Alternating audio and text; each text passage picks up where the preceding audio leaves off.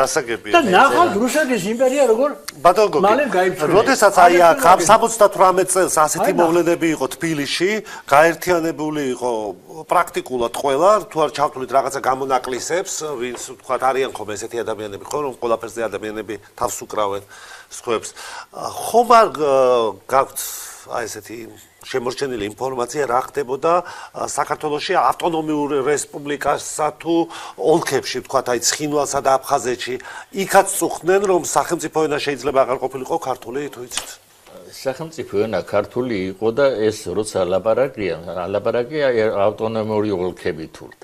ავტონომიურ ოლქებში და რესპუბლიკაში დაიწყო შემდეგ აი პროგრამა რომ გაკეთდა ქართული ენის სახელმწიფო პროგრამა. ოღონდ იმის მერე. აი ეს უკვე შედეგია სხვათა შორის ამ 14 აპრილისა. აი წეგან თამასბარო კითხვა დასვა რა მოხდებოდა რომ 14 აპრილს არ გაგვემარჯვა. ძალიან დიდი უბედურება შეიძლება მომხდარიყო.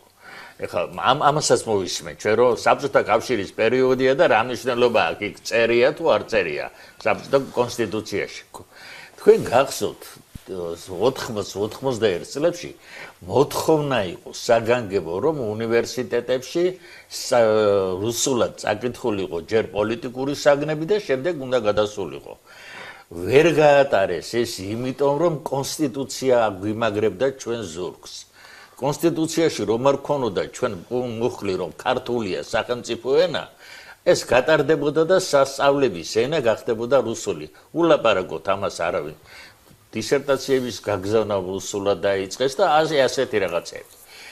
და აი ის შედეგი იყო სხვათა შორის ძალიან საინტერესო, ამას შედეგი ის მოყვა რომ 79 წელს ერთი წლის თავზე ისევ ზეწოლით, ისევ მოთხოვნით, უნივერსიტეტი გნებოდი, ინსტიტუტები, აკადემია და ასე შემდეგ. ქართული ენა საყოველთაო საგნად იქნა შემოღლებული ყველა უმაღლეს სასწავლებელში. არა სპეციალურზე და ასე ტექნიკურ უნივერსიტეტში სამედიცინო კათედრები გაიხსნა ქართული ენის და სავალდებულო საგანი იყო ქართული ენა საუნივერსიტეტო. გააუქმეს სხვათა შორის ნაცებმა 2005 წელს ეს ერთ მაგრამ სავალდებულო დადგენილებები გამოქონდა ყოველ წელს ცეგას რომ იგი ქართული სწავლების მდგომარეობის გაუმჯობესების შესახებ ყოველწლიურად ანუ ცეკას დროს უფრო ექცეოდა ყურადღება იმას რომ ქვეყანაში ქართული ყოფილიყო ვიდრე ნაციონალური მოძრაობის დროს ამას სამწუხაროდ მე აი წერილი დავბეჭდი ასეთი სათაურით რომ ნაცების პერიოდში რომ იმას საქართველოს რესპუბლიკაში რომ დედაენაზე ზრუნვა ბოლშევიკებისგან უნდა ვისწავლოთ. მან ფაქტებით მქონდა ეს საუბარი.